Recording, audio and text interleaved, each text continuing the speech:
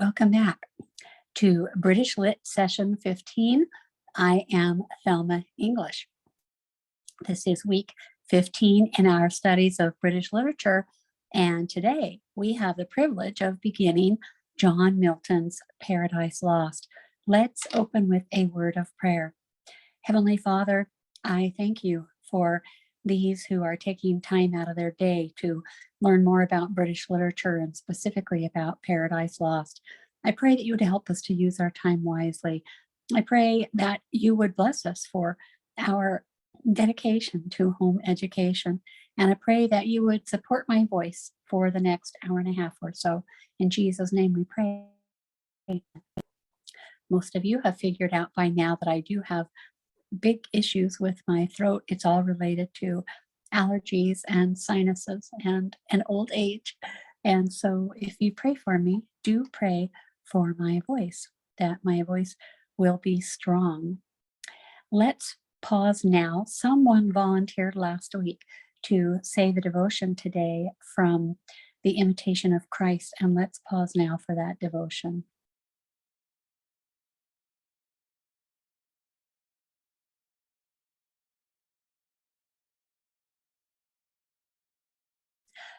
Okay, we're back. If you are sitting alone by yourself at home, listening or watching on your phone or your iPad or your laptop or your desktop, and you don't have volunteers for devotion, please hang on to that copy of Imitation of Christ and pause the video at that point anyway and read a selection to yourself.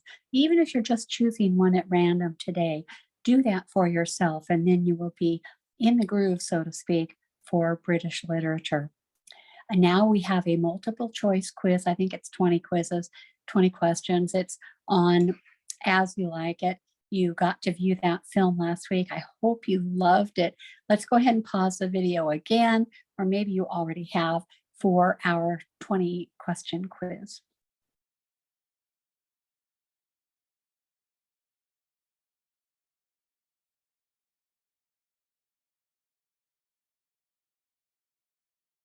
Okay, we're back. That was an easy quiz, wasn't it? Very easy quiz. Let's do a little bit of a schedule review. This is our first week studying Paradise Lost. It is I believe it's a 6-week project. You already took care of your As You Like It. And again, I have ASLI. Forgive my typo there, instead of AYLI for As You Like It. I think I had the same slide problem last week. You're taking home your exam. It is an open book exam, and I like to call this a forced review exam. So you're taking that home this week. If I say, what is this or who is that, please don't Google who is or what is. You'll come up with millions of pages of material, and the answer that you need is found in the confines of what we have learned so far in this class in the last 15 weeks. So I do expect you to look up, it's forced syllable review. I expect you to look up in your syllabus and find out who people are and what I told you was most important about that person or that book. Use your syllabus. And as you answer questions, be sure and cite syllabus page such and such, so that your teacher or parent or the TA knows where you got that information from. If you did have to look it up on the net, cite your internet source. Reading, we are reading the first 50 pages of Paradise Lost. We are using the Norton Critical Edition. Mine looks like this. I don't know if they still look like this or not. The Norton Critical Edition. That is my preference. There is a very good Dover edition of Paradise Lost out there for, I think, $8 a piece. That does have notes. It will not have notes that tell you vocabulary, word meanings. It will not tell you that it's a Bible reference and give you the Bible reference. They will not have the footnotes at the bottom of each page. It is an edition with end notes. So all of the notes for each book are at the very back of the Dover copy. But if it's essential for you to save $18 or $20, then you could use that Dover edition. I hope I'm not sorry I said that. I do prefer the Norton Critical, much prefer the Norton Critical. We're reading 50 pages per week, and we will have Paradise Lost quizzing every week. It is not a graded quizzing, but it will be in class, and it would be quite embarrassing if you are the only one who cannot answer questions. And that's how we find out who is reading the 50 pages a week. If you try to put this off for 5 weeks and then try to read the whole thing and write your paper, you will be in trouble. We're reading from approximately book 1, line 1 to book 2, line 600. This is a very large book. Regardless of your edition, the Milton Paradise Lost text is probably only half or 2/3 of your text. The rest is usually some types of note set. So it's not as bad as what it looks like to you. You've got syllabus reading. This was introduced last week. If you didn't get these pages read last week, please read them this week. You don't have to read them again if you read them last week. You're going to have book introductions, a little bit of Milton biography. You'll have his arguments, which are present at the beginning of each of his 12 books in Paradise Lost, the arguments, but I will give you a little character synopsis, a synopsis of the story. That type of information is what's in your syllabus, and it's well worth your time. Your open book exam, which I call forced review, is worth a fourth of your Q2 grade, and it is due in 2 weeks, session 17. Yes, you're doing that on top of your Milton reading. Optional online, I do read every page of Paradise Lost out loud. There are Thelma read alouds for all 12 books. They are not all in one sound file. Books 1 and 2 are 1 hour, 6 minutes and 1 hour, 20 minutes. Those are Paradise Lost. That's what's assigned this week. And you can listen to me read it aloud, but it will still take you 2.5 hours to hear me read it aloud. I do give vocabulary explanations, and I will say things like, you realize a cannon was just fired off in heaven. I will tell you things like that you might otherwise miss. So I highly advise that you listen to the Thelma English read alouds for Paradise Lost. There's also a Bible and angelology, biblical angelology, a 31-minute sound file with some very good resources. And I will tell you what the Bible says about angels, because this is very often the time that Christian readers wonder, how did Milton get his information? How much of this is from the Bible? What do we know about angels? How many angel names do we know? And things like that. And that can all be found in the 31-minute sound file, which is also a Thelma sound file. Now for seniors only, everybody else can quit paying attention for just a moment. You are supposed to be turning in a written outline of your senior project to me or to your teacher by session 19. That's in the next 4 weeks. Presentations will be the last 2 weeks of class. You have a handout that says senior presentation, things that your teacher, parent, is looking for, that you introduce your subject so we know what you're going to be talking about, that you do make eye contact with us, that you pace yourself. I've had students race through their presentation or take very slow, saying like, as, like. Try not to do that. Then confidence, you need to have a level of confidence. You need to be familiar enough with your material that you're not always staring at your PowerPoint. So do have visuals. Clarity of information. When you finish, do we know what you were talking about? Did we learn something? And I would expect it would be 6 or 7 minutes along. If for some reason you're working with a partner to have parts or something, it could be 12 minutes long. I would expect 6 or 7 minutes for one individual. Senior projects that have been produced in my career have been things like Britlit game, that was Jeopardy style game, or a PowerPoint introduction to the life of John Milton, or say into the life of someone that we don't study very much, John Donne, D-O-N-N-E, it looks like John Donne, or another author from that time period. You could do life of Chaucer, find out what information we know about him, make that into a PowerPoint, and present it to our class, one of the last 2 classes. Occasionally there's no senior in class to do that, and we don't get to enjoy that extra little bit of learning and that fun. Hopefully some of you will be able to do that. Your take-home exam, there are 20 questions. You're going to look for multiple choice answers. Some of them are multiple choice answers. Look through your syllabus pages. This is forced review. It is forced review. You can't work in a group. You can ask your mom or your parent You can ask for some help if you don't understand what's going on. Somebody has the answer copy there. TAs, teacher assistants, are welcome to just grade these. They're very easy since there are no essay questions, and it is due in 2 weeks. This, I get lots of compliments on this. This hangs on my wall in my living room. It is a senior project by a young woman named Ruth Spear. She's still very young. She's in her early 20s as of this date. This is the year 2022. And she was a student in Brit Lit and has a senior project. And you can tell this took a lot more than 12 minutes. She did a painting, and it kind of has a Grandma Moses feel. It has a little bit of an Americana early, Grandma Moses is the only author I can think of that has this little bit of a style. And when she gave this to me, she explained that the characters within this painting are all part of, they're all part of Brit Lit. We study all of them. If you want to see what Ruth Spear has done, she's on Instagram, and her Instagram name is September Wildflowers. I think she has 199,000 people following her on Instagram at this point. She got an art degree at George Fox. I tried to give this painting back to her one time because I felt like her mother would surely wish that she had kept this, because I look at it as quite an artistic piece. And she turned her nose up at it and said she had no interest. She doesn't even paint like this anymore, which is true. She paints a little more like a Renaissance master, to be quite honest with you, and this folk style is no longer her style.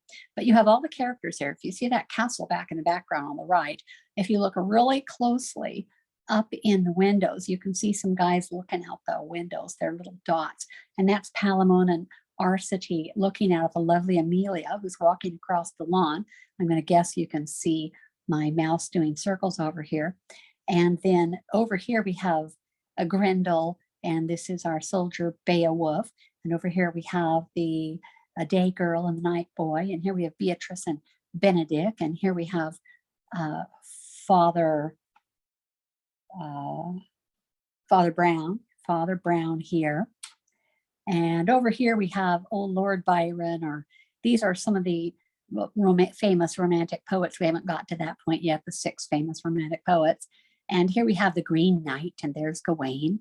And down here in the left-hand corner, we have Rosalind and Celia. This is Father Brown with the magnifying glass. And here we have Eve, and Satan is wrapped around the tree trying to tempt her. And this is what she did for a senior project. Absolutely amazing. And I just had to share that with you. This is just a photograph of a painting. So hopefully you have a screen big enough to appreciate that. It is pretty cool. So we start reading John Milton's Paradise Lost this week, about 50 pages a week. That's a lot of reading if you're taking a look at the book. You should have that right in front of you now too. Have your book right here in front of you. We will be opening it up and looking at it today. So if you don't have it, grab it now. All 12 books of Paradise Lost do have Thelma read-alouds, and that's important for you to know. I did a great job of that, and I will explain things a little bit as I go. John Milton, excuse me. John Milton was born in London in 1608. Into a wealthy Puritan family, the son of an Anglican and the grandson of a Catholic. So this is a pretty big deal. His grandpa, the Catholic, kind of excommunicated and threw out his dad when he became an Anglican. And then Milton is the son of this Anglican. And Milton is a Puritan. I'm going to pause our audio here.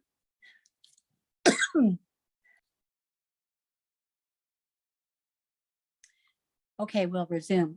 Excuse me, I sprayed my throat, drank a little water, and now I have a cough drop in my mouth. So I hope that you can handle me talking with a cough drop in my mouth, and hopefully I won't choke to death in front of you. Milton showed promise in literary pursuits from a very young age and was allowed to train, read, and travel to prepare himself for a literary career. His life is an amazing life to read about. His father was a scrivener, a copyist, or a notary. The closest equivalent we have today would be a lawyer. Milton was early recognized as intellectually gifted, and he was tutored privately. He excelled in languages. By the time he was 10 years old, he was studying day and all into the night by candlelight, and he later blames his blindness from perhaps reading all day long, every day, all into the night by candlelight. And I suppose that may have exacerbated his problem, but doctors argue about what caused his blindness. At age 12, he was enrolled in St. Paul's Cathedral in preparation for a career in the church. There were three levels of society. There were the common people, there were the clerics, people in the church, and then there were politicians. And now I'm looking through my book because I had just read something in preparation for this, and I thought I would remember it long enough to just tell you. There were people who were in the ministry, there were people who were clerics, and there were all the other people. And the other people, like you and me, were rarely even mentioned or considered. It was thought that the religious people and the rulers would just take care of us. He did excel in language. He was amazing. Preparing for this calling in the church, the dean at St. Paul's was John Donne. He is a poet that we will soon meet and we'll be talking about. And I believe you have an edition of John Donne or a bunch of handouts coming up. He was enrolled, Milton was enrolled at Cambridge by 1625 at age 16. Milton was not popular and received derogatory nicknames due to his somewhat effeminate appearance. I've read a lot about Milton, and they called him the lady of something or another. And I don't think he acted like a woman. I think he had a little bit of an effeminate appearance. I have been reading from a couple of medical sites who are trying to second guess 400 years later what caused John Milton's blindness. He was blind early in his career, and doctors kind of surmise, the ones I was reading this week anyway, surmise that he had some type of a tumor, and that might have changed the way he looked. He may have not. It's hard to say what was going on with his voice or beard or all of those things. He was definitely masculine. He was not effeminate in action at all, but he may have had a little bit of an effeminate appearance. And so he got teased, and so he was alone. He gave up a career as a cleric because tyranny had invaded the church, he thought. I read most of The Brief Life of Milton by David Masson. It's from a couple hundred years ago. It's one of the best biographies of Milton, but it's multiple volumes, so I couldn't read the whole thing. But he thought tyranny had invaded the church. He sees he's living in just barely post-Reformation days, and so he is not giving his approval of the church. He had decided the only possible life for him was one of leisurely independence, dedicated wholly to scholarship and literature. This is a cool quote. He who reigns within himself and rules passions, desires, and fears is more than a king. And I believe that would hold true. Lycidas, you have this poem in your syllabus, page 258. You might want to turn to that now, page 258 in your syllabus, and you'll see there's a very long poem that we're reading. Lycidas is on page 258, 259, and the top of 260. It's a very long poem. Lycidas is a common name for shepherds in Virgil's poetry. Virgil is a poet who wrote the Aeneid, an epic, just around the time of Christ, and lived in that first century. And Milton is emulating both Homer and Virgil. Homer's Iliad and Odyssey and Virgil's Aeneid. They are all three epics. And so Milton is imitating them. So he's calling his friend in this eulogy, he calls him Lycidas, which would be the common name for a shepherd. When his college friend, Edward King, that's Lycidas, drowned In 1637, his ship went down. Milton wrote an elegy, Lycidas. By age 31, Milton had traveled to France, Italy, and Switzerland, and he met a lot of famous people. He spent, I believe it was 15 months traveling and just learning things. He met Hugo Grotius, the famed Dutch humanist, Giovanni Manso, the poet, and Galileo Galilei, the astronomer and physicist, and he met many other famous people. So he really had an education. The New Yorker said about Milton in 2008, they said that he visited Galileo in Florence. The great astronomer was old and blind and under house arrest, confined by order of the Inquisition, which had forced him to recant his belief that the earth revolves around the sun. Milton was then 30 years old. His own blindness and his own arrest were still in front of him. He did not know. Those were in front of him. The encounter left a deep imprint on him, which creeps into Paradise Lost when Satan's shield looks like the moon in Book 1, as though it were seen through Galileo's telescope, which is really cool. And we'll be looking at that in Book 1 in just a few minutes when he is describing the fall of Satan and how Satan is still has some of his brightness, but he's losing part of that. Milton's poem, When I Consider How My Light Is Spent. This is considered the greatest poem that I believe or maybe on the morning of Christ's nativity. This is one of my favorite poems. And he's gone blind in both eyes. And he says, and you've got this in your syllabus, when I consider how my light is spent, ere half my days in this dark world and wide, and that one talent, which is death to hide, lodged with me useless, though my soul more bent to serve there with my Maker and present my true account, lest he returning chide, doth God exact day labor light denied? I fondly ask, but patience to prevent that murmur soon replies, God doth not need either man's work or his own gifts, who best bear his mild yoke, they serve him best.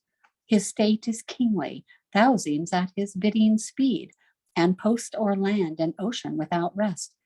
They also serve who only stand and wait. Sometimes people think because they're blind or because they are in some way not complete, that in some way handicapped, they think then that they're not complete. And how can they serve God? And here's Milton blind. And what he did was he hired an amanuensis, someone who, like Paul did, the Apostle Paul, to write things for him. And it did not stop him. You would think it would be horrible to try and write blind and to remember, what did I just say? What did you just write down? What have I said so far? To not be able to pour over your own work by yourself. And he considers his light is spent. His light is gone. It's all spent. Ere half his days, he's guessing that he'll live to about the age of his father, and he's halfway there, and his world is already dark. And yet this talent that he has of writing would be death to hide. But he thinks, is it lodged in him useless? He wants to serve his Maker. He's a Puritan. He wants to present his true account. He doesn't want his master to come back and say, do you really think that just because you don't have light, you don't have to do labor? And so he realizes God doesn't need his labor. He doesn't need his work. He doesn't need Milton's gifts. The person who best bears whatever mild yoke they are given, Paul's eye problem, Milton's blindness, whatever deficiency you feel you have, but to bear that mild yoke patiently, those are the people who serve him best.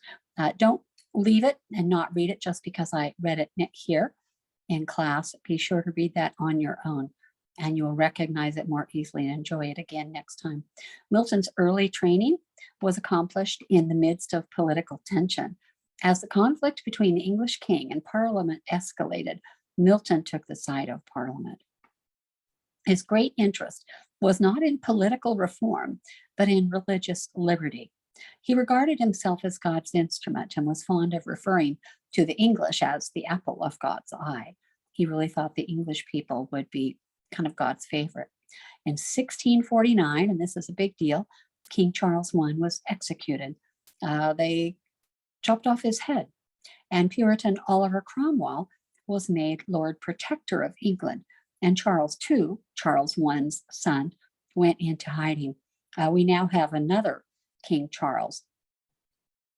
Charles just ascended after Elizabeth II. So I suppose he's Charles III, King Charles III. Milton supported that regicide where you kill a king. He supported the regicide, hoping for a virtuous elite class who would allow religious freedom. He realized later that only a virtuous nation would be able to use that liberty. Interesting, if you've taken American Lit, you know that I recently talked about another book by Eric Metaxas, If You Can Keep It, talking about keeping your liberty has to be supported by virtue, that if the people are not virtuous, you're not going to be able to keep your liberty. I think he's right. This time of the Interregnum is 11 years. It's from 1649 to 1660. You must know what Interregnum means, and you have to know this time period. You have to know it was 11 years, and you have to know it was 1649 to 1660. You must remember this.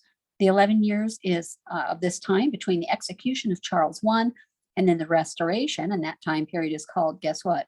The restoration of his son Charles II in 1660 is called the Interregnum. It's the only period when Britain, after William of Normandy, it's the only period between monarchs in which there was no monarch.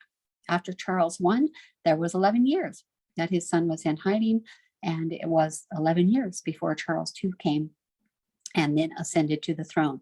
So that time period, the 11 years, is called the Interregnum, and when his dad is restored, it's called the Restoration. And many Puritans, like Milton, felt that at that restoration, that it was a terrible time for England, that England was not virtuous enough to remain free. He really wanted to do in England something like what we had done here in America. And you can see the 1649 to 1660, in 1620, we had the first Puritans coming over to America. And then by the late 1700s, we had established something that no other people on the face of the planet had done. Our Constitution is unrivaled among any constitution on the face of the planet still at this time. And Milton, who knows what he thought perhaps they could do during that 11 years, but they were not able to do it. And the Restoration is kind of a time of sadness for the Puritans. So that time period, the Interregnum, this is just some famous art on Charles. It's small enough out there unless you have a big screen. He's getting his head's already cut off. The guy the henchman is holding up the head. You have to know that. Milton, of course, is in stained glass at Westminster Abbey. Cromwell had attempted virtue and power. Charles II was concerned only with the safety of his throne and Parliament staying out of his way. Those 11 years during the Interregnum, Oliver Cromwell was called the Lord Protector. He wasn't a king, he was the Lord Protector. And he was trying to rule, he was trying to keep power, but he was trying to rule by virtue. He was a Puritan, and he couldn't do it. When Charles II comes back at the time of the Restoration in 1660, he's only worried about keeping his throne, and that makes sense. His father had been beheaded. That was unparalleled in English history. So he was concerned about hanging on to his throne, and he really wanted Parliament to stay out of his way. He had no interest in anything that Oliver Cromwell had been doing. Those persons like Milton, who supported the regicide, the killing of Charles I, were either imprisoned or killed. You can imagine that Charles II would not look on them favorably. Milton was left unemployed. He had had a good job, and he was left poor. So he retired to a private life and writing poetry after that. Milton served in the government as a secretary, and he lost his sight during this time, but it was good paying job during that interregnum. At the Restoration of 1660, he retired to the country, and he wrote his epic poems, Paradise Lost, Paradise Regained, and Samson Agonistus. And Paradise Lost, lots of us still want to read. I've never even read Paradise Regained. I've seen parts of it, but it's just not that good. And Samson Agonistes, I've always had other things to read, haven't read it yet. Artists have illustrated this poem of Paradise Lost more than any other poem in history. Here is, this illustration is by the French artist, Gustave Doré. I always say Doré, but I know it's Dor. You don't pronounce that E at the end. Milton's vision began to fail in 1644. His marriage was also failing, and he was in despair. His wife, Mary, was half his age. She was 17. I think he was 35 when they got married. And she had returned home to her parents after only a few weeks of marriage. By 1649, when the Interregnum began, he was blind in his left eye. By 1652, he was blind in both eyes. His young wife died 3 days after giving birth to their fourth child. And then 6 weeks later, his only son died. So Milton was no stranger to hardship and grief. In 1656, completely blind, he began writing Paradise Lost, the story of the failing period under Oliver Cromwell, the Lord Protector of England, that loss of opportunity to live free of monarchy. It's if I say it's really about Adam and Eve and losing paradise and the fall of man, well, it is. But it is an allegory which is supporting the idea that England, during that interregnum, had entered their time of paradise. They could have begun some type of government. Remember, they're 150 years away from American forms of government, and they could have done something, and they lost it. They lost it, and he is referring allegorically to their paradise lost. We're reading Paradise Lost, and we're reading a few key poems in our exploration of Milton. We'll read on the morning of Christ's nativity throughout the illustrations, all of the illustrations for the next 6 weeks. I'll add little purple bikinis to Eve and things like that, just because I'd rather have you snicker at my poor artwork than snicker because there are naked people on the covers of the books. Glossary page 9, we'll be using that today. Make sure you can pull your glossary out. You really should have that pulled out and have it separate so that we can use it during class. But we'll be looking at epic. It's a rather long entry on page 9 in your glossary. Let's see. Page 9 in the glossary. I know, I've seen a couple of errors in the glossary. That's okay, we'll use it as it is.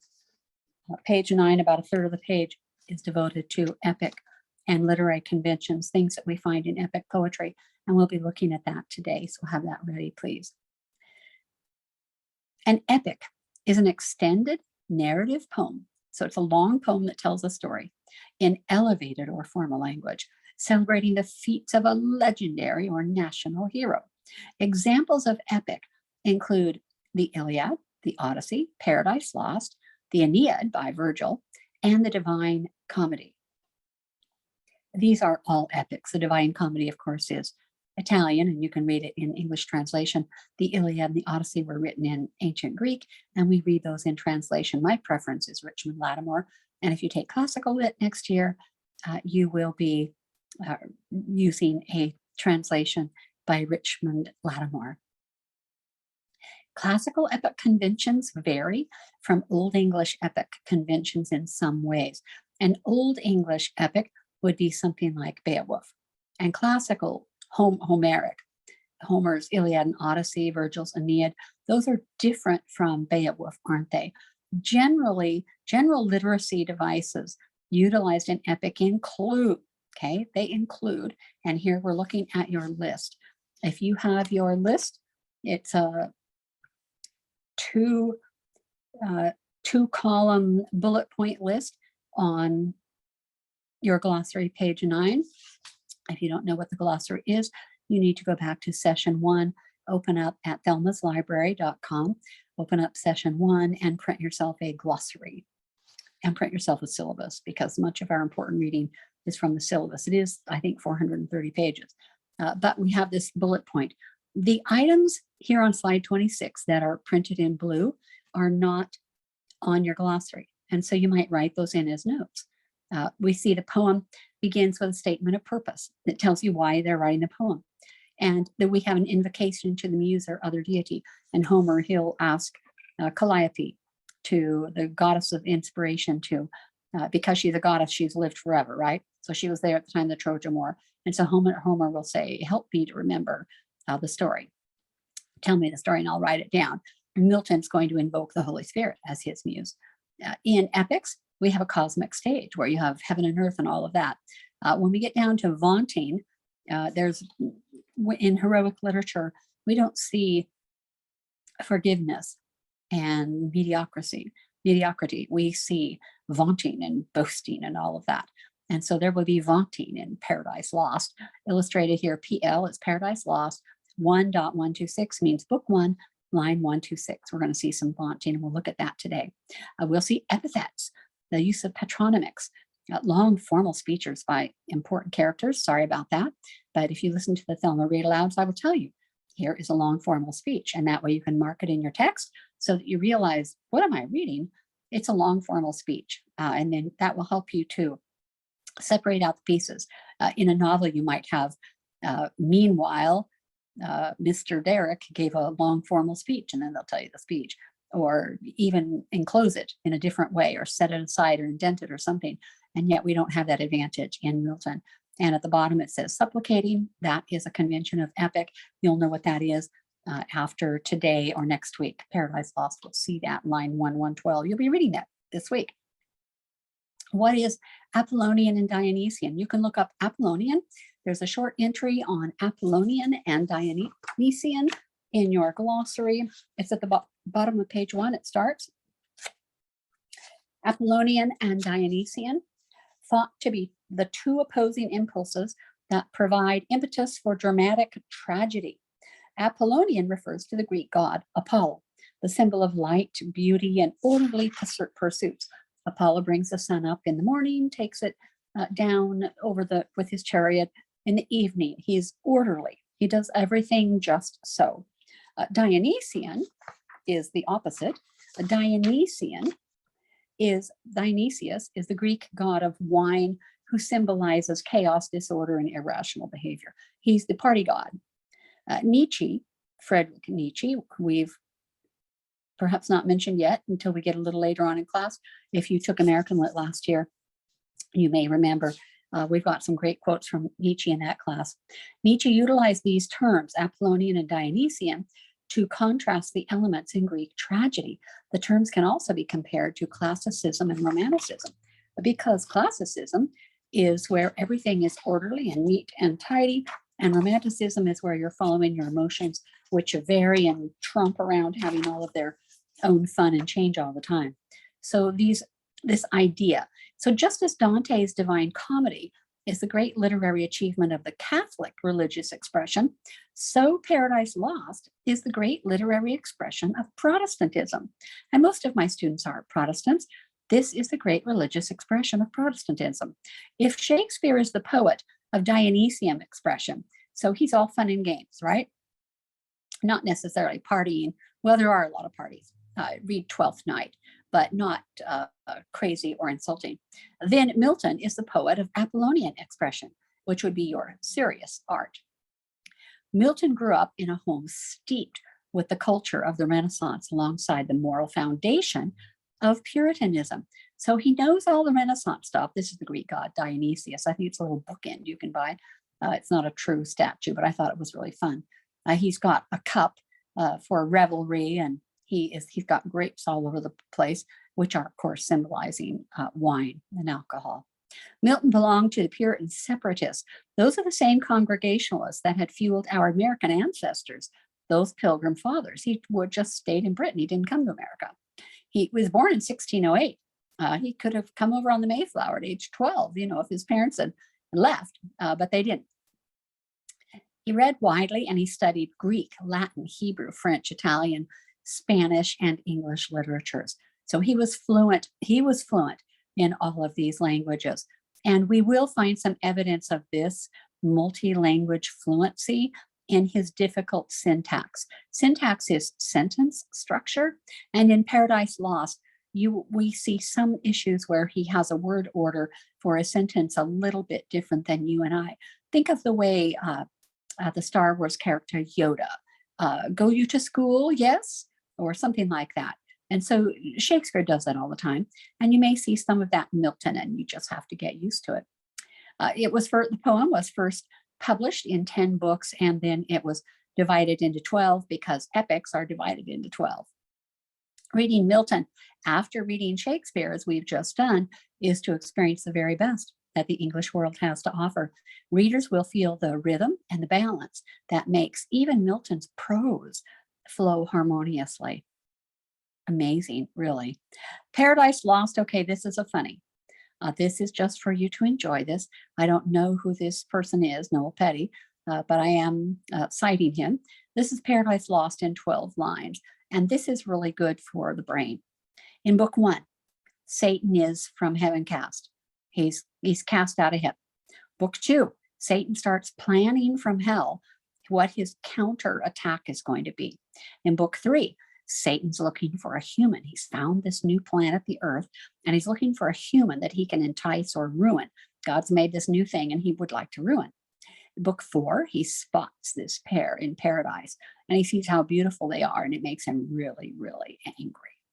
In book 5, Raphael, the angel Raphael, is sent to blow the whistle and try to get rid of Satan. He takes on different forms. He starts out as a toad. I was just reading this morning, again, those early books, and he starts out as a toad.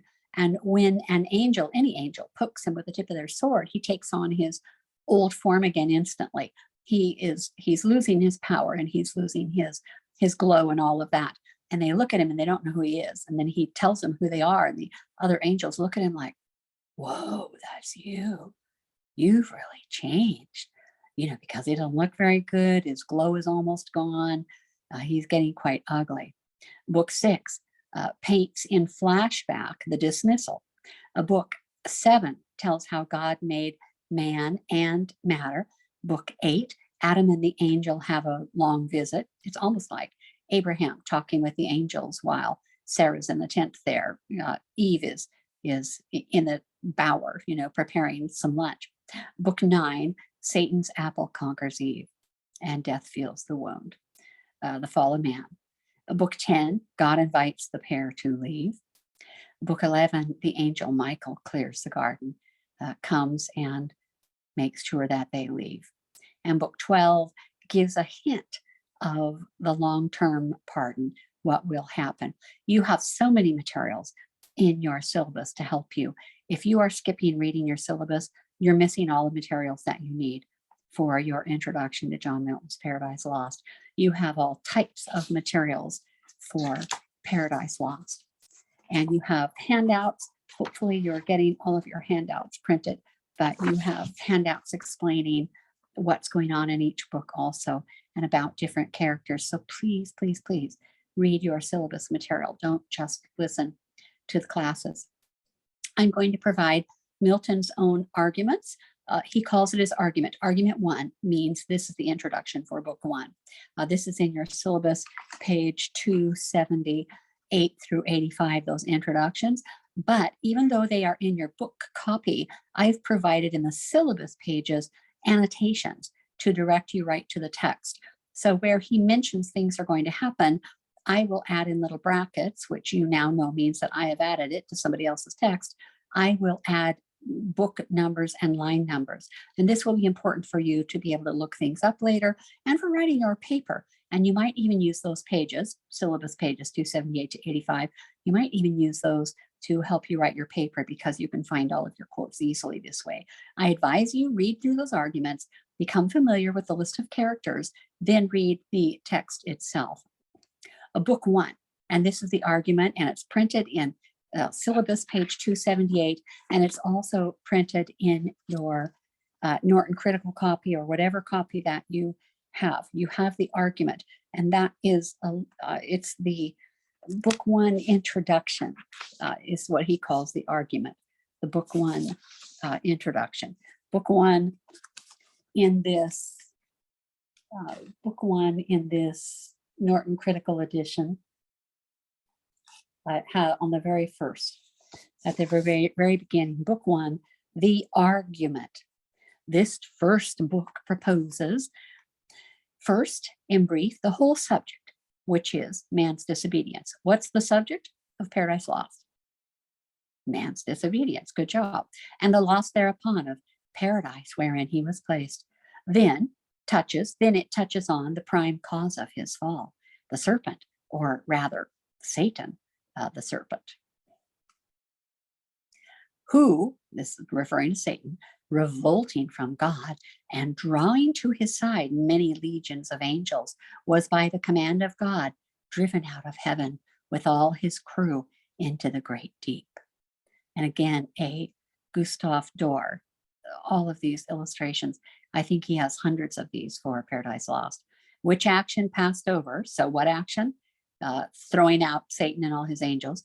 Which action passed over, the poem hastens into the midst of things, which we call in media res. If you've taken classical lit, you know that when you start telling a story, you jump right into the middle and start telling, because everybody knows the story. And so you just jump right into the middle of it. You can start telling the story anywhere and people will understand. Hastens into the midst of things, and in media res is an epic convention. It's on page 9 of your glossary, presenting Satan with his angels now fallen into hell. Described here, not in the center, for heaven and earth may be supposed as yet not made, certainly not yet accursed, but in a place of utter darkness, fitliest called chaos. Here Satan with his angels lying on the burning lake, thunderstruck and astonished, after a certain space recovers, as from confusion, calls up him who next in order and dignity lay by him. They confer of their miserable fall.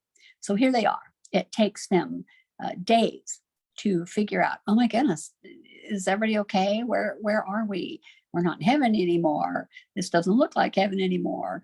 Where are we? And then of course his next in order would be Beelzebub. So you can imagine Satan laying there and he says, Bub, can you hear me? Are you okay? Satan awakens all his legions, who lay till then in the same manner confounded. They rise, their numbers, array of battle, their chief leaders named according to the idols known afterward in Canaan and the countries adjoining. This was typical of the early church fathers. They believe, and so Milton is following in their tradition, that the names of the pagan gods and goddesses became the names of the Canaanite gods and goddesses. The Canaanite gods and goddesses get their names from fallen angels, so that the Canaanite gods and goddesses, rather than being just blocks of wood or stone, are actually demons.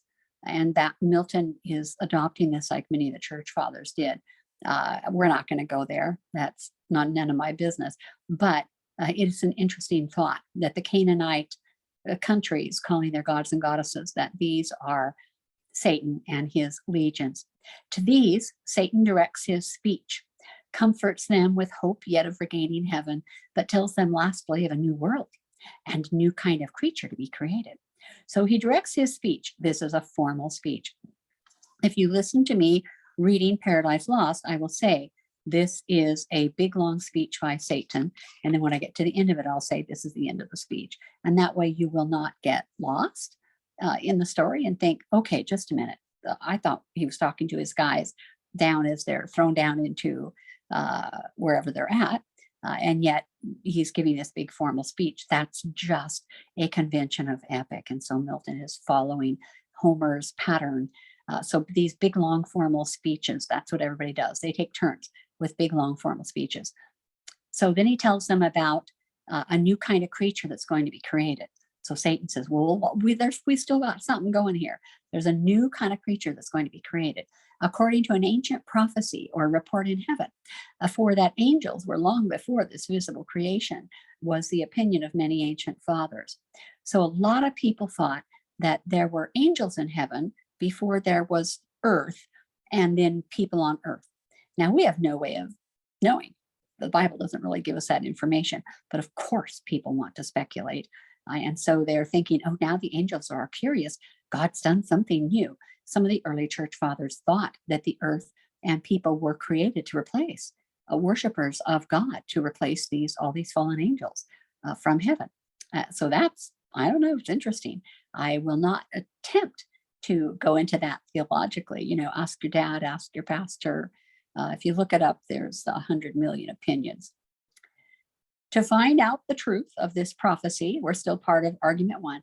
To find out the truth of this prophecy and what to determine thereon, he refers to a full council, what his associates hence attempt. Okay, so they're going to have a big council. They'll all get together, they're going to have a big meeting. And then what are they going to try and do? He's going to tell us. Pandemonium, have you ever heard that word? Pandemonium, the palace of Satan, rises, suddenly built out of the deep. And who's it built by? By Mulciber, who also, by the Roman, who also is called Hephaestus by the Greeks, and Vulcan by the Romans, and Mulciber, I can't remember who calls him Mulciber. And the infernal peers there sit in council. This painting is in the Louvre, which is pretty cool. This is Satan speaking, and there's pandemonium. Sometimes we use pandemonium, it means all hell breaks loose. So pandemonium is Satan's palace. And by the time you get through Paradise Lost, you will know how to use pandemonium correctly. It is such a great word. You're going to love this book. I cannot get you more excited for this. I don't know how to get you more excited for this book. What does Milton mean in Paradise Lost? Who is the hero? You could say the devil's the hero because he foils the perfect couple and he forces them to be driven out of their perfect Eden paradise. You could say the Messiah is the hero because he's the hero in the principal action and in the chief episodes, but Messiah really doesn't show up very often. And of course, would Milton really make Satan the hero? But it is Adam who suffers the consequences of the sin. Doesn't that make him the main character? Since Adam represents all mankind and is the forerunner of all men and women, is not he the true hero of the human race? It may not have occurred before 20th century scholars to question Milton's intent, the purpose or the theme of this poetic epic, which rivals Homer and Virgil. And again, all of these are by Gustav Doré, I believe. There's an artificial perspective in the poem. Milton is unlike Shakespeare, who would have introduced you to the real human beings. Shakespeare would have made the people real, whereas Milton kind of is describing them and they don't come alive. They're not three-dimensional in Milton's poem, whereas Shakespeare's people are three-dimensional. What happens to them, you actually feel emotionally. And Milton's intent is very different here. It's an artificial perspective. This is a typical bust of Homer, who was also thought to be blind, and that also gives Milton an association, since Milton goes blind. Many famous old poets were blind. Paradise Lost is of the genre of epic. And what is epic? How do you know what epic is? Who got to define the word epic? Well, epic, whatever Homer it was, that's what epic is. Whatever Homer did, if he gave long formal speeches, if he gave long catalogs of ships, 100 men on this boat and 200 men on that boat and 50 guys on this boat from this place, or if he gave a catalog of a shield, who made the shield, who had the shield first, who was it given to, how did the shield get to the guy who's holding it now, a catalog of weapons and things like that. That's what Homer did. And so that's what Virgil did. And that's what John Milton does. If Homer did it, John Milton tries to do it. It is a little difficult from a Christian perspective, because from a Christian perspective, we all know Satan loses. We all know that Jesus is the answer and that Satan will lose in the end, and that even Jesus doesn't have to take time out of his day to go defeat Satan. He'll send an angel to go defeat Satan. And so it's a little hard for Milton to do an epic just like Homer or Virgil, because he is in a Christian world. And so Satan and this is the part I like it, Satan almost comes across as a comic hero. He is, because everything he does, we know he can't do anything. We know he can't do anything that God does not allow him. And so I think it's kind of fun as a Christian to read Paradise Lost and realize here is Satan so proud, thinking, yeah, at one point in this poem, he tells us that he created himself. And we realize, okay, he just doesn't even understand the grand order of anything.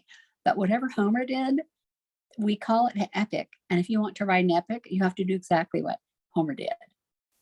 All right, Homeric epic. When we're talking Homer, we're talking about 800 BC, maybe as late as 650 BC.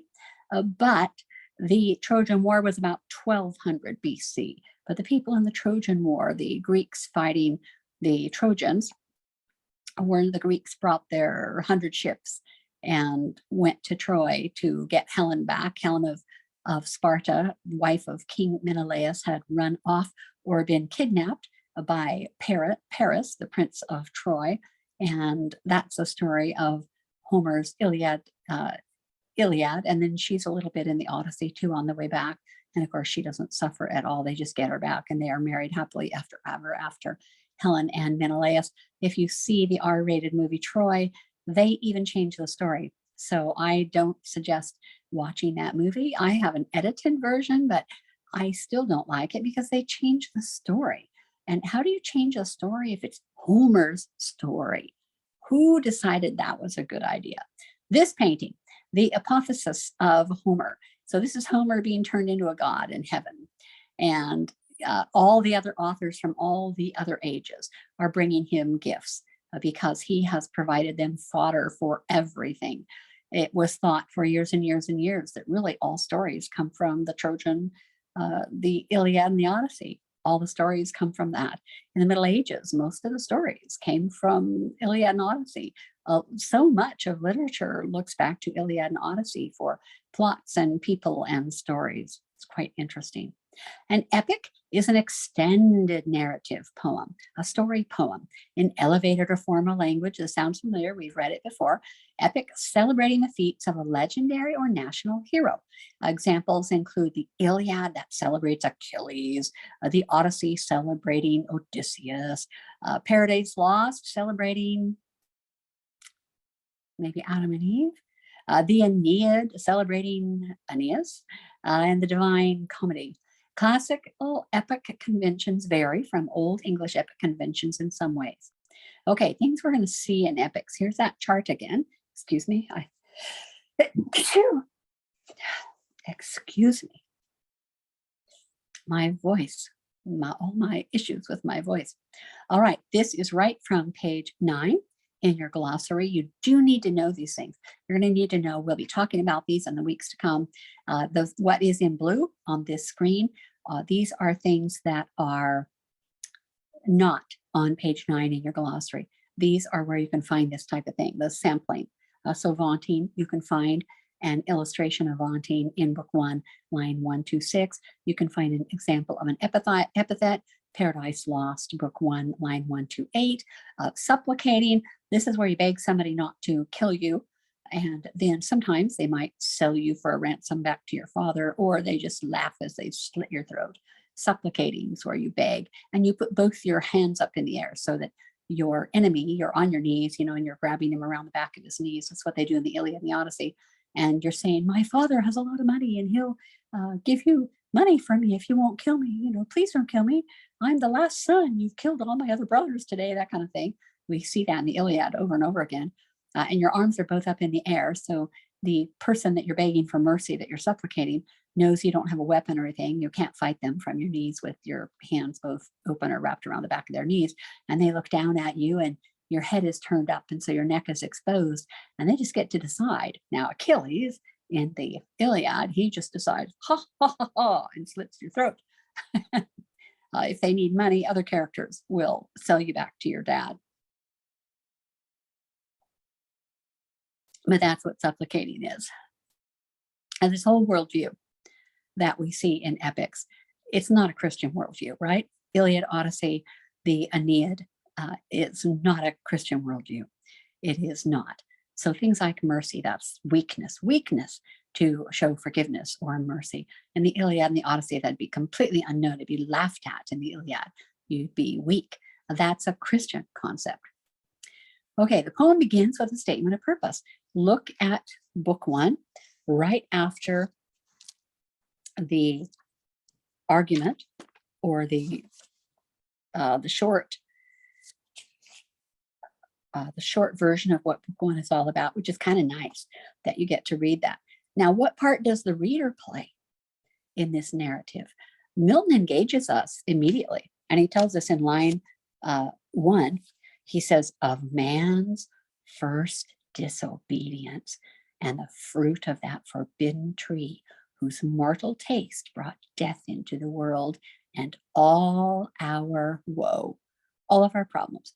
That's the purpose. That's the statement of purpose. And that's how you would cite it. You would cite PL 1.123, 1-3 or 1, 2, and 3. And now it's assumed that we loathe sin and that we love virtue. We regret the loss of Eden and that we long for restoration. This is all presumed, that we long to be restored to God. We have an invocation to a muse or other deity. This was another bullet point from our line of epic conventions, would be an invocation to the muse. Now in Homer will evoke a goddess. You were there, you were alive. Remember, I said that at the beginning of class. And so please recall to me all the events that happened in the Iliad. And that's another class. But in book 1, what we do see, starting at line 17, so get your copy out, line 17, and chiefly thou spirit that dost prefer before all temples the upright heart and pure. So who's O Spirit? That's the Holy Spirit. He is imploring, he is invoking his muse, which is the Holy Spirit, that does prefer before all temples the upright heart and pure. Instruct me, saying, instruct me, O Holy Spirit, for thou knowest, thou from the first was present, and with mighty wings outspread, dove-like, sattest brooding on the vast abyss. So Milton is here invoking the Holy Spirit to help him tell his story. Another literary convention in epic found in Paradise Lost is the cosmic stage. Now, this is very unusual. Think of the book of Job. God is in heaven and Satan's talking to God, and they're talking about Job. That's a cosmic stage. And there's a cosmic stage in the Iliad. The gods and goddesses sit up on Mount Olympus and watch the war between the Trojans and the Greeks, like you might watch a football game. The Greek gods and goddesses each has their favorite team and their favorite heroes on the teams. Now and then they come down off the mountain and interfere and interrupt, even though they're not supposed to, even though the supreme god of Olympus, Zeus, told them not to interrupt. He's interrupting, and so he lets them. And occasionally all of Olympus breaks loose and they go down there and fight. And of course, the people don't see them fighting in the Iliad, but if no one can be struck by an arrow, then they say whoever his god or goddess is protecting him, and glance those arrows all off. They simply interpret all of the events on the battlefield to be orchestrated by the gods and goddesses. And this also has a cosmic stage where we invoke, you've got Adam and Eve on earth, and then you have the angels up in heaven, the angels on earth, and you have Satan down in his palace in Pandemonium. So it's a cosmic stage. The stage takes place in heaven, in hell, and on the earth, just like in the Iliad. The story begins in media res. It begins in the middle of things. Our narrator jumps right into the middle of the story. Book 1 recounts the aftermath of the war in heaven, which the war in heaven is only described later in book 6. So we have the aftermath described first. Here in book 1, when we start, you've got your book with you, of man's first disobedience and the fruit of that forbidden tree, whose mortal taste brought death into the world and all our woe, with loss of Eden, till one greater man, who would that be? Jesus, restore us and regain the blissful seat. Sing, heavenly muse, and I'm reading from my book. Sing, heavenly muse, that on the secret top of Oreb, Or of Sinai, Mount Sinai, didst inspire that shepherd who first taught the chosen seed in the beginning how the heavens and earth rose out of chaos. Or of Zion Hill, delight thee more, and Siloa's brook that flowed fast by the oracle of God. I hence invoke thy aid to my adventurous song, that with no middle flight intends to soar above the Ionian mount while it pursues things unattempted, yet in prose or rhyme. And chiefly thou, O Spirit, the Holy Spirit, that dost prefer before all temples the upright heart and pure, instruct me, for thou knowest, thou from the first was present, and with mighty wings outspread, dove-like, sat brooding on the vast abyss. I'm at line 21 now. And madest it pregnant, made the abyss pregnant, filled with something. What in me is dark, illumine. What is low, raise and support, that to the height of this great argument I may assert eternal providence. And line 26, which you can highlight or mark in your pen or make a note of, and justify the ways of God to men. What's the main theme of Paradise Lost? It is found here, book 1, line 26, to justify the ways of God to men. Milton is writing this book to justify the ways of God to us, to tell us this is why we have sin and suffering in our world, because we first sinned. And thank goodness he does not blame it all on the Jews. John Donne blames it all on the Jews instead of all of us, but to justify the ways of God to men. And then he's going to talk about why did they sin. He's going to tell us who the villain was, and that Satan deceived Eve. It's all coming up in the next 20 lines. And let's see, talks about a throne and monarchy of God. Interesting, probably an allusion to the English monarchy that is in line 41, but that's all on this, coming up on this very first page. You're going to have so much fun with this. Remember, I mentioned catalogs of ships, of people, ships, sacrifices offered. In Paradise Lost, the catalog of fallen angels depicts the scope and awfulness of hell. You have all of these angels and you realize, oh my goodness, that's a lot of angels, not a couple of guys. The catalog listings in Paradise Lost highlight the enormous number of heavenly creatures that have apostatized, the enormous number who have abandoned their faith. We are going to see histories and descriptions of significant items in book 1, lines 284 to 298. So go to lines 284, line 284, make sure you're still in book 1. I ended up putting little stickies in mine so that I wouldn't be looking up in book 3 a line that I was looking for in book 2. It's really easy to turn an extra page. So go to line 284, make sure that you are still in book 1, 284. 284. He scarce had ceased when the superior fiend was moving toward the shore. His ponderous shield, ethereal temper, massy, large and round, behind him cast. So he's Satan standing there with his shield behind him. The broad circumference hung on his shoulders like the moon, whose orb through optic glass the Tuscan artist views. When he says the Tuscan artist, that's Galileo, who he met at evening from the top of Fisol or on Valdarno to descry new lands, rivers, or mountains in her spotty globe. His spear to equal which the tallest pine hewn on Norwegian hills, to be the mast of some great admiral, were but a wand. So Satan's shield is ponderous, like looking at the moon from a high mountaintop. And his spear is like the tallest clear tree. So like a wand to an admiral. So Milton here is describing the majestic appearance of Satan. He hasn't lost all of his glory yet. So he is appearing rather kind of a scary looking guy.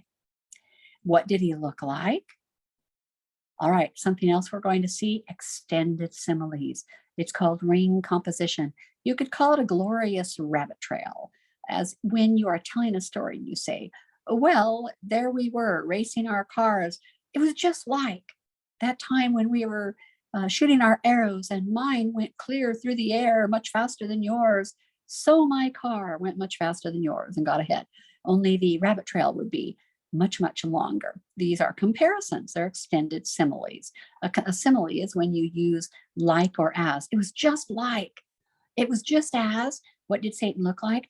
As when the sun, new risen, looks through the horizontal misty air, shorn of his beams, or from behind the moon in dim eclipse, disastrous twilight sheds on half the nations, and with fear of change perplexes monarchs. So what did Satan look like? Okay, he's awesomely big. His shield looks like the moon behind him. His spear is like the tallest tree you can imagine. But as far as his glory, the light, being an angel, it's kind of like when the sun comes up in the mist and he's shorn of his beams. So there's no more big sun rays shining out from him. Or when the sun comes up behind the moon in an eclipse, when it's kind of disastrous and half the people think, oh no, it's an omen from God, and monarchs are even perplexed. That's what Satan looked like. It was like that when the sun doesn't look as glorious as it should. That's what Satan looked like. Vaunting. We read in line 126, vaunting aloud. These are just great. You have to have fun with this. Do let me know if you enjoy these classes. Send me some emails and let me know if you enjoy this. Vaunting, line 1. So spoke the apostate angel, though in pain, vaunting aloud, but racked with deep despair. I'm reading right from your book. And him thus answered soon his bold compeer. And so this is Beelzebub talking to Satan here. And if you listen to the Thelma read alouds, I will tell you. So Beelzebub says to Satan, O prince, O chief of many throned powers, that led the embattled seraphim to war under thy conduct, and in dreadful deeds fearless, endangered heaven's perpetual king, but put to proof his high supremacy, whether upheld by strength or chance or fate. Too well I see and rue the dire event that with sad overthrow and foul defeat hath lost us heaven, and all this mighty host in horrible destruction laid thus low. And so he goes on and on and on. And because I have this underlined, why don't you underline it? In your book, Paradise Lost, we're still in book 1. It might be on the facing page, line 160. Line 160. 160. So the fiend replies, that Satan, fallen cherub, to be weak is miserable, doing or suffering, but of this be sure, to do aught good never will be our task. That was line 159. So this is Satan telling Beelzebub, it's never going to be our job to be do-gooders, never. And line 160 is so great, but ever to do ill, our sore delight. Then you expect the evil laugh.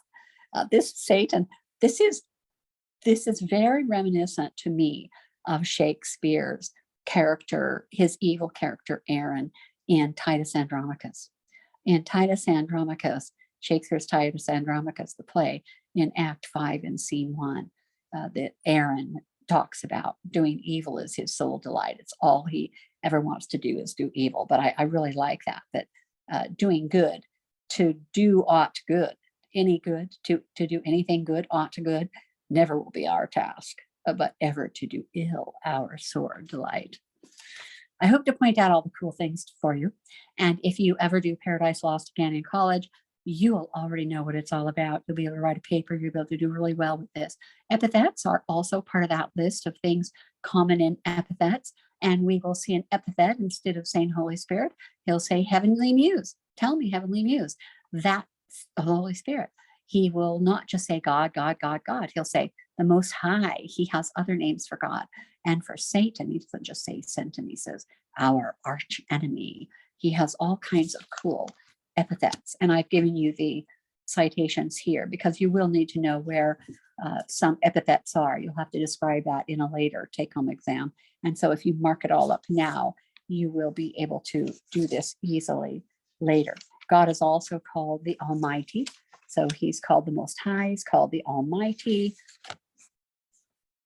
I have these all written on the inside cover of my book. Long formal speeches by important characters. And book 1, line 84, too good to not read again. Book 1, line 84. Sorry, you have to be patient with me today. Not as quick as I was. Okay, let's start with line 75. This is a Virgilian apostrophe. It's an exclamation for the reader to know the enormity of the situation. And he says, oh, how unlike the place from whence they fell. It's really it's an exclamation. It's a big deal. Oh, how unlike the place from whence they fell.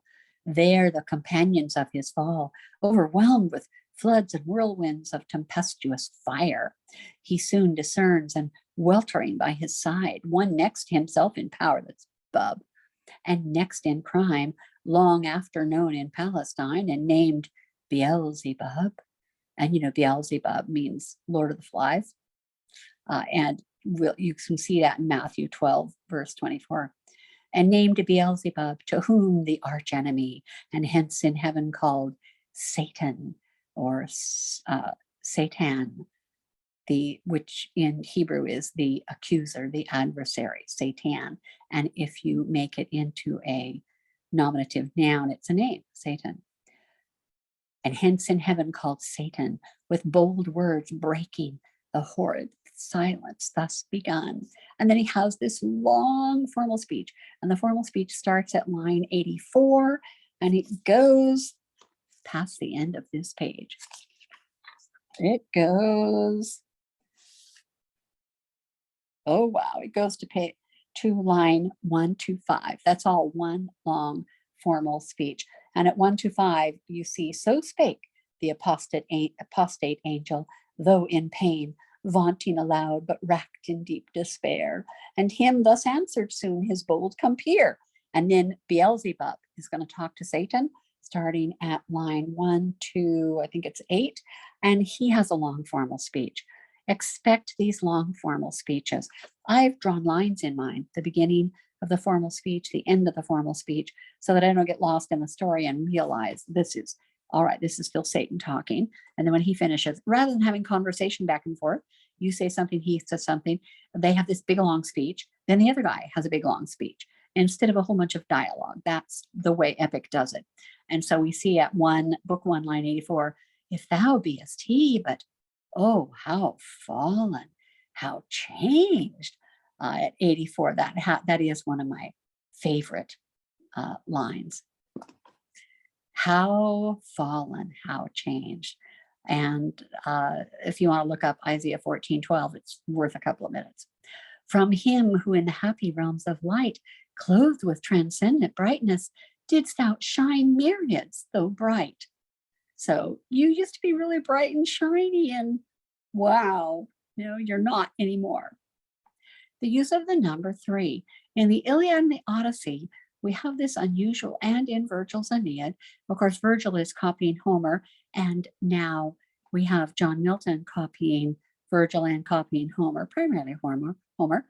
With the use of the number 3, 12 is a good number, 7 is a good number, 3 is an important number. If you've read the Iliad by Homer, you may remember, or take classical lit next year and then you'll know, when a hero tries to, for example, break down a wall, he tries once and he can't do it. And he tries twice and he can't do it. And the third time he tries, he gets through. That's the way it is in Homer. And if Homer did it that way, that's the way Virgil did it. And that's the way John Milton will do it, use of this number 3. So thrice this is Satan trying to talk to his infernal peers, and he's simply so broken up he can't even talk. Thrice he essayed, and thrice in spite of scorn, tears such as angels weep burst forth. At last words interwove with sighs found out their way. And he's going to be able to address his infernal peers, but he had to try, and it was only on the 3rd attempt that he's able to actually speak. Let's look at 1619, book 1, line 619. And of course, we're going to see the word pride associated with Salem all over the place, with Satan all over the place in Paradise Lost, the word pride. So 619, in 619, thrice he essayed, and thrice in spite of scorn, tears such as angels weep burst forth at last, words interwove with sighs found out their way. Oh, and you see the quotation, and this is Satan. It's a big long speech. It's a formal speech. Oh, myriads of immortal spirits, oh, powers matchless, but with the Almighty. And that strife was not inglorious, though the event was dire, as this place testifies, and this dire change hateful to utter. But what power of mind foreseen or presaging from the depth of knowledge past or present could have feared? Who could have known God would win over us? And that's why I see comedy. I see Satan here, and I see comedy. How such united force of gods, how such as stood like these, could ever know repulse, line 630. How could anybody like us ever know repulse, ever get, pushed back? You have to admit, these are great lines. The protagonist in an epic needs to be of national import. In Homer's Iliad, it is Achilles, and everybody knew who Achilles was. He was half man, half god, and so his father was a god, his mother was a mortal. She was actually a sea nymph who's going to mourn him horribly because she knows that even though he's a demigod, so he's bigger and he's better, he's stronger, he's the most important warrior there, and he knows it. And so he's also the most spoiled and the most arrogant, and you can't like him as a person, but he has national importance. He is going to win the war for the Greeks or lose the war for the Greeks.